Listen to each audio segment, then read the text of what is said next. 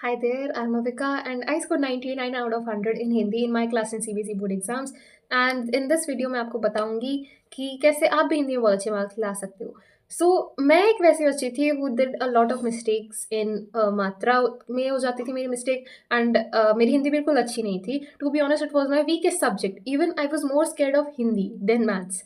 तो उस तरह की स्थिति से and I even scored 60 marks in pre boards to 99 in boards. And even my Hindi teacher did not expect me to score this much. So, well, how did I do it? It was not some miracle, it was hard work, obviously, and smart work.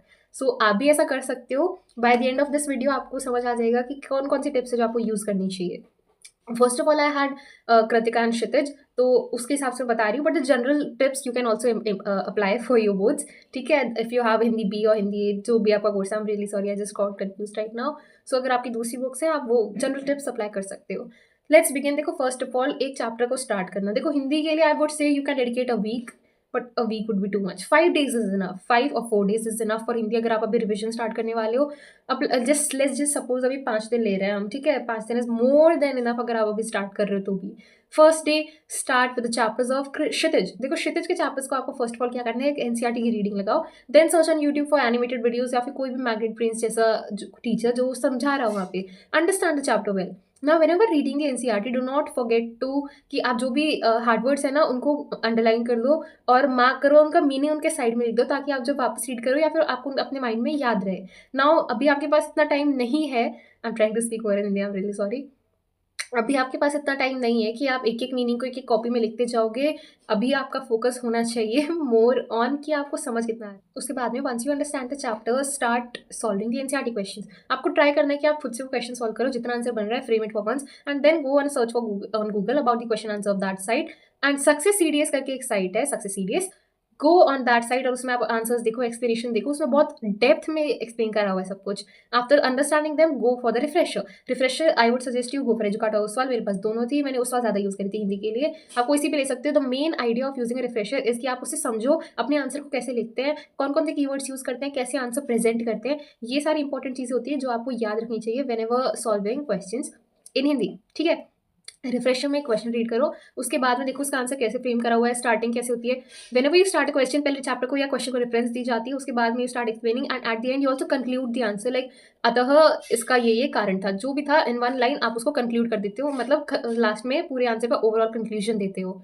Okay, this is how you study के chapters. Moving on towards की कविताएं कैसे पढ़ते हैं. देखो, कविता पहले आप पढ़ो, हो सकते हैं ब्रज में हो या किसी और भाषा में लिखी हो, तो आप पहले उसे पढ़ो और एक समझने की कोशिश करो कि इसका क्या मतलब है. उसके बाद में कठिन शब्द का सारा मीनिंग वहीं पे दिया हुआ होता है मोस्टली, तो आप वहाँ से देखो और उसको अप्लाई करके देखो कि उस लाइन का मीनिंग क्या निकल के आ रहा है. अगर नहीं समझ आ रहा, गूगल पे सर्च करो एंड इंपॉर्टेंट कीवर्ड्स या वर्ड्स का, जैसे राम लक्ष्मण परशुराम संवाद है, उसको आप समझो प्रॉपरली कि कहाँ से स्टार्ट हुआ, क्या कारण था, परशुराम की क्या क्या कैरेक्टरिस्टिक्स है, सब जो भी उसमें राम जी है, लक्ष्मण जी है, उनके जो भी उनके पर्सनालिटी के बारे में ट्रेट्स हैं वो आप सीखो कि वो किस तरह के स्वभाव के थे. ये आपको 3 से 4 पॉइंट याद रखने हैं. मॉरल ऑफ स्टोरी की क्या सीख रहे हो आप उससे, वो भी याद रखना है कि अहंकार नहीं होना चाहिए. सेम गोस फॉर कविताएं. क्वेश्चन आंसर सॉल्व करो जो रीडर में आपके एनसीईआरटी में गिवन है, उसके बाद में अपने रिफ्रेशर पे चले जाओ, उससे सॉल्व करो. एंड एक्सट्रैक्ट बेस्ड क्वेश्चंस, मतलब जो पद है उनका जो पूरे एक्सट्रैक्ट के बेसिक क्वेश्चंस है, आप अच्छे से रिफ्रेशर लगाओगे तो उसमें सॉल्व करोगे तो आपको पता चलेंगे कि किस किस वैरायटी या पैटर्न क्वेश्चंस आते हैं.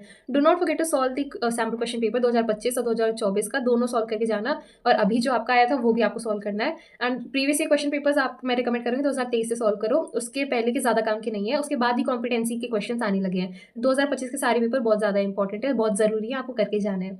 Now talking about grammar. Hindi अध्यापक there is a teacher Ashish sir on YouTube, जिनकी वीडियोस है बहुत अच्छी हिंदी की. आपको मुहावरे पढ़ने, अलंकार पढ़ने, पद परिचय, आप एक एक कॉन्सेप्ट समझो कि विशेषण क्या होते हैं या फिर संज्ञा क्या होती है, उनके भेद क्या क्या होते हैं. ये सारी चीज़ें आपको एक बार कोर में समझनी पड़ेगी.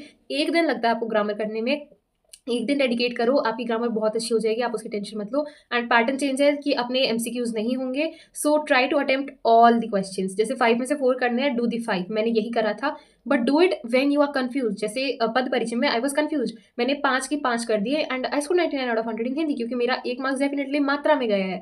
मैं मात्रा की बहुत मिस्टेक करती थी. आप इसकी भी वीडियोस आशीष सर से देखिए, आपको बहुत हेल्प होगी. This is definitely not sponsored, he genuinely helped a lot of students, so you can watch his videos. ठीक है, अब बात करते हैं गद्यांश की, अपठित गद्यांश और अपठित पद्यांश। उसमें प्रॉब्लम ये आती है कि आप आंसर ढूंढ लेते हो, फ्रेम कर लेते हो, बट आपको ये समझ नहीं आता कि फाइनली आंसर सही होगा या नहीं, या फिर आपको आंसर मिलता ही नहीं है। तो माय टिप वुड बी कि जो आपको 15 मिनट मिल रहे हैं उसमें पढ़ो अच्छे से, और जितने क्वेश्चन हो रहे हैं सॉल्व करते जाओ, टाइम भी मैनेज होगा और आंसर भी निकल जाएंगे। डोंट वरी, कीवर्ड्स ढूंढा करो। एंड अगर जेनुइनली आपका गोल है कि आपको 100 मार्क्स लाना है हिंदी में, तो आप एक टारगेट बना के चलो कि 10, 15 या 20 अपठित गद्यांश या फिर पद्यांश मेरे को सॉल्व करनी है। आप ऑनलाइन मिल जाएंगे, रिफ्रेशर्स में मिल जाएंगे। Now about writing, which is email, विज्ञापन, संदेश, और विच इज लाइक अनुच्छेद। देखो, I face a lot of problems in अनुच्छेद, क्योंकि मेरे को सूझता ही नहीं था मैं लिखूं क्या। मैं एक ही बात को 10 तरह से लिख के आ जाती थी, एंड ऑब्वियसली मेरे को मैक्स टू मैक्स 2.5 या 3 नंबर मिलते थे उसके। तो मैंने करा क्या, व्हाट आई डिड वाज, मैं चैट जीपीटी पे गई, मैंने वहाँ पे लिखा कि give me 10 current affairs related topics जो कि अनुच्छेद में हिंदी में पूछे जा सकते हैं। And he gave me topics like Olympic, sports, अनुशासन, समय की महत्वपूर्णता, जो कि मेरे बोर्ड्स में आए थे लिटरली। सो आपको भी यही करना है, खेलकूद का महत्व, ऐसे जनरल टॉपिक्स जो सीबीएसई पूछती है। इसलिए the best tip that I can give you for Hindi is PYQ solve करो जितने पॉसिबल हो रहे हैं। PYQs are very important. PYQ solve करोगे तो आप खुद से देखोगे कि इतने सारे क्वेश्चन है जो रिपीट में आते हैं। नाउ कृतिका, एक बार सारे चैप्टर्स पढ़ लो, डिटेल्स में ज़्यादा मत जाओ। 8 मार्क्स के क्वेश्चन होंगे, 4 मार्क्स के 2 लिटरली पीवाईक्यू से उठ के आने वाले हैं। I can guarantee you that, like 95% chances है। मेरे बोर्ड्स में यही हुआ था। The paper I solve on the morning of my board exam, उसी से तीनों क्वेश्चन सेम के सेम मेरे बोर्ड्स में उठ के आए थे, एंड मेरे को तीनों के तीनों आते थे, and I was so happy. देखो कृतिका में द मिस्टेक इज कि आप क्या करते हो, आप डायरेक्टली आंसर लिखना स्टार्ट हो जाते हो। तो नहीं करना होता है। स्टार्टिंग में first of all give 1 line introduction of the chapter कि ये पार्ट जिस जैसे फॉर एग्जाम्पल वो लेते हैं लास्ट में जो अज्ञे ने लिखा था, मेरे को नाम याद नहीं, but let's consider XYZ part, XYZ written, जो लेखक अज्ञे ने लिखा है वो इस बारे में है कि जो भी उसकी थीम है चैप्टर की, कि वो पार्ट किसके बारे में बता रहा है, उसमें 2-3 लाइन लिख दो विच इज इंट्रोडक्शन कि आप क्या है उस चैप्टर में। उसके बाद अपना एक्चुअल आंसर स्टार्ट करो। 3 पैराग्राफ में होती है चीज़। एक्चुअल आंसर स्टार्ट कर दिया, एक्चुअल आंसर लिखना है लिखना है आपको 6 से 7 लाइन में, और उसके बाद में आपको लिखना है अपना फाइनल कंक्लूजन, जिसमें आपको सारी चीज़ों को बता देना है कि अतः ये कारण थे। माता का आंचल पार्ट है, उसमें आप लिख सकते हो कि माता के आंचल पार्ट में ये हुआ था। स्टार्टिंग में आप इंट्रोडक्शन लिखो कि ये 30 के दशक की ग्रामीण संस्कृति के बारे में पार्ट है, और मान लो उस दशक की ग्रामीण संस्कृति या फिर स्थिति और आज की दशक को हम कंपेयर कर रहे हैं, तो आपको पहले बताते हुए चलना है कि उस दशक में जैसे डिजिटल चीज़ें नहीं थी, टेक्नोलॉजी नहीं थी, बच्चे खेत में पड़ी प्राकृतिक चीज़ों से खेलते थे, बट उसी के विपरीत आज के समय में बच्चे मोबाइल जैसी चीज़ों में घुसे रहते हैं। और आप वहाँ देखोगे कि बच्चे अपने रीति रिवाजों को भी सीख रहे थे खेल के रूप में, बट आज के समय पे यह बहुत कम हो गया है। उस टाइम पड़ोस कल्चर था, वो अपने पड़ोसियों से बहुत ज़्यादा अच्छे स्वभाव से रहते थे और उनके बीच में अच्छे संबंध थे, बट आज के समय में देखा जाए तो ऐसा नहीं है। लोग अपने अपने जीवन में व्यस्त रहते हैं। ऐसे आपको 4 से 5 डिफरेंसेस बताने हैं, and you will be good to go. ऐसे करना है आपको, ठीक है। ओवरऑल आपके मार्क्स आ जाएंगे, do not worry. I think I have covered all the topics. एक वीडियो है that I have on my channel, email, अनुच्छेद, संदेश, लेटर, सारे टॉपिक्स कवर करते हुए I have made that, and link उसका मैं डिस्क्रिप्शन में दे दूंगी। Do not worry about that.